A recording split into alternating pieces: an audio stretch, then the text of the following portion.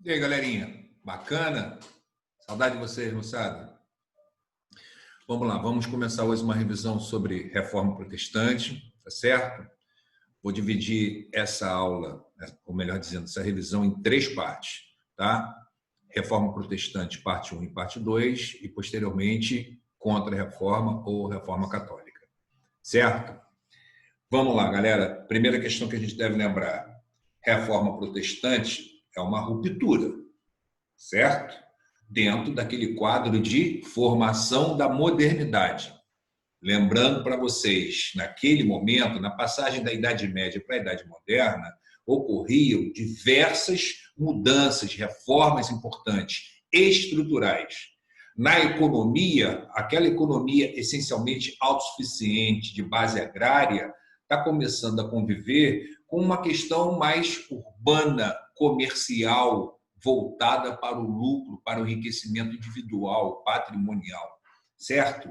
Politicamente, administrativamente, né, enxergamos aquela descentralização, aquela fragmentação feudal, dá lugar a unidades administrativas e políticas mais complexas, dos estados modernos, certo? Ou seja, um processo político e administrativo, né? Na questão social, a gente está falando de uma sociedade cada vez mais urbana, que convive com a ascensão de uma classe essencialmente comercial, certo? No caso, a burguesia, né? E tem também a questão cultural, né? Ideológica. Por quê? Porque estudamos humanismo, renascimento, aquela ideologia, aquela visão cultural, filosófica mais adequada àquele mundo comercial, àquele mundo urbano, né? Uma base racional, uma base antropocêntrica, uma base principalmente crítica, naturalista, certo? Então, galera, se tudo estava mudando, é claro que em um determinado momento a religião também precisaria passar por um processo de reforma. Ela precisaria se adequar àquele conjunto de mudanças, né, que ocorriam na formação da Idade Moderna, especialmente, né, particularmente naquele século XVI, certo? Quando ocorre esse movimento reformista, tá?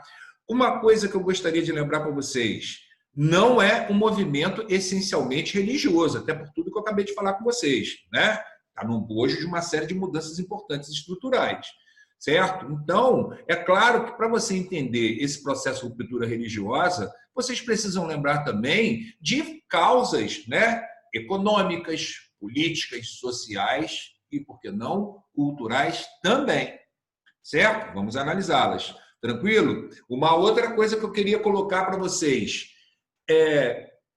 até botei uma imagem aqui para vocês, ó, bacana, certo? Uma gravura, mostra o Martinho Lutero queimando a dieta de Worms, certo? Olha lá, a bula de excomunhão de 1520, né? E alguns aspectos da vida do Lutero, porque normalmente se centraliza muito a figura do Lutero, né, na questão do reformismo, mas gostaria de lembrar a vocês, mesmo antes do século XVI, mesmo antes do Lutero, pessoas, né, feras, pensadores, religiosos, já exigiam reformas, mudanças no seio da igreja, no comportamento do clero, na hierarquia da Igreja Católica, né? São chamados pré-reformistas, certo? John Wycliffe, Jan Hus, o nosso amigo Erasmo de Roterdã, aquele fera holandês que escreveu Elogio da Loucura, certo? Então, esse momento de crítica, esse ímpeto de questionamento à estrutura e ao comportamento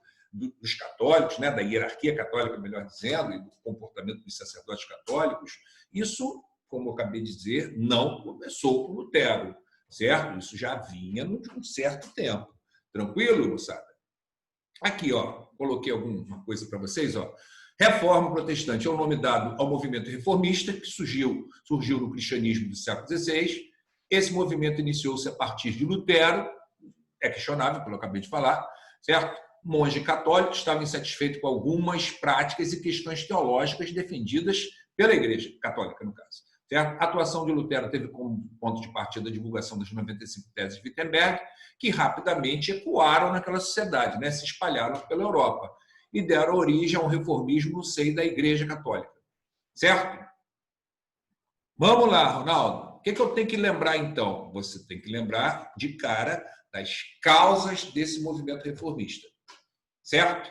Ah lá, olha o que eu falei também. Aqui, ó. A reforma teve causas relacionadas a aspectos políticos, econômicos e teológicos. Vou além, sociais e culturais. Certo? Embora não tenha colocado aqui, estou salientando para vocês. E resultou da corrupção existente na Igreja Católica. Não só da corrupção, por outros desvios. Certo? Né? Pedofilia, homossexualismo, a própria falta de fé, ou seja, o que a gente chama de comportamento mundano, inadequado de alguns sacerdotes da Igreja Católica naquele momento. Certo, moçada? Aqui, ó, além disso, teve resultado de interesses políticos oriundos dos nobres que viram na reforma a possibilidade de romper o vínculo de autoridade com o Papa. Por fim, foi imposta a questão dos interesses econômicos, uma vez que a Igreja estipulava a cobrança de impostos de todos os seus fiéis. Bacana. Agora vamos começar a pegar por partes essa história aqui. Tá? Ah lá, galera. Deixa eu inverter um pouco a ordem aqui. Vou começar pelas questões econômicas.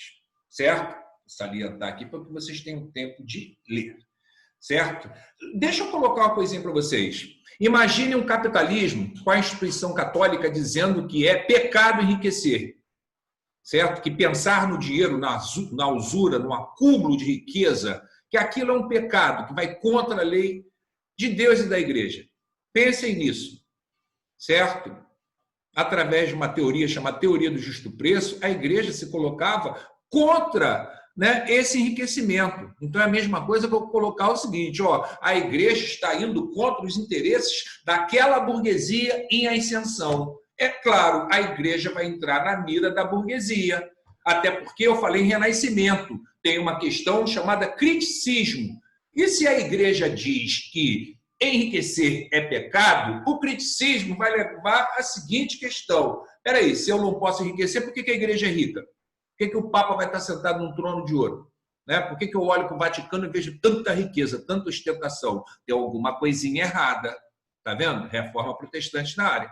Né? Os monarcas, os burgueses, vão olhar para o patrimônio da Igreja e vão falar o seguinte, a Igreja é um verdadeiro Estado dentro do Estado, certo? Ela era detentora de muitas terras e outras riquezas, outros patrimônios. Esses monarcas, esses nobres, eles vão enxergar na reforma uma oportunidade de anexar essas riquezas. E também tem, como foi citado aqui, a questão das taxas religiosas. Né? Galera, imagina o seguinte, se o dízimo continuasse sendo obrigatório hoje, o dízimo religioso, vocês imaginam, se isso fosse uma taxa igual é o imposto de renda hoje, dízimo, 10%, então seria a mesma coisa que a riqueza de uma determinada cidade, determinada região ou de uma determinada nação, certo? Ser subtraída em 10% em nome de uma instituição religiosa. Imaginem a formação do capitalismo nesse sentido. É inviável. Certo? Então fica fácil você entender que a reforma tem causas econômicas e, óbvio, estão ligadas à consolidação do capitalismo, à formação e consolidação do capitalismo.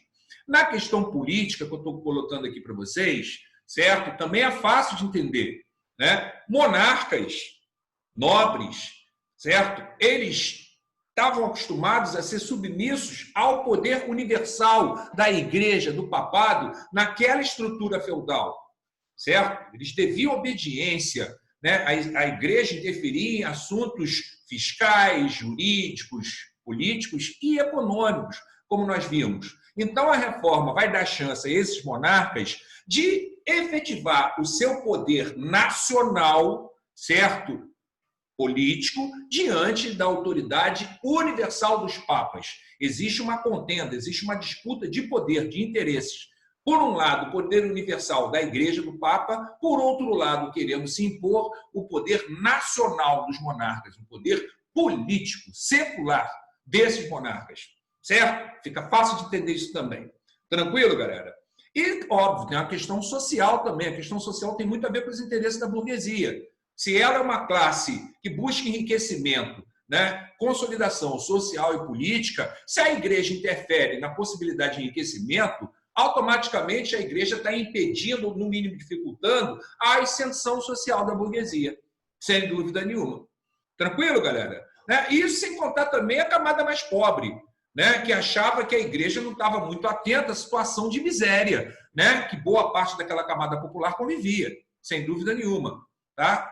E, por último, a gente também tem a questão cultural, que eu falei do renascimento, com a questão do humanismo, do antropocentrismo, do naturalismo, do próprio cientificismo, certo? Principalmente, né, do criticismo, certo? Mas tem uma outra coisa também, tem a imprensa, certo?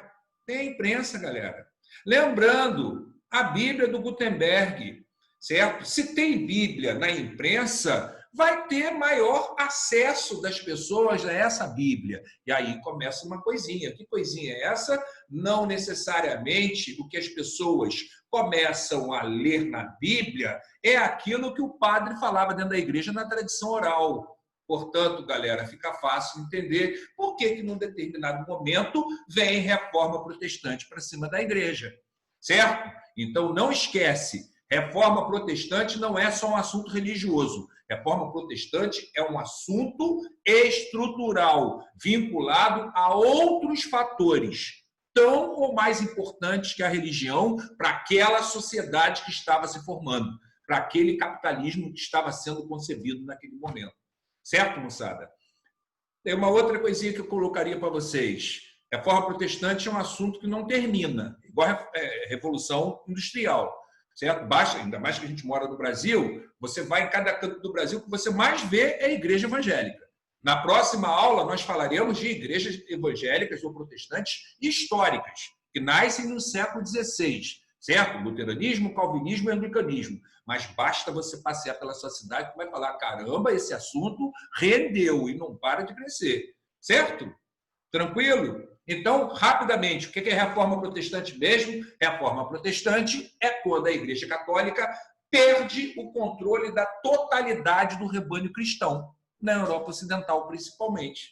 Certo? Por quê? Porque reforma protestante significa o aparecimento de novas religiões que, embora cristãs, não seguem os dogmas católicos, não seguem a hierarquia da Igreja, certo? Não respeitam o poder do Papa, a autoridade do Papa.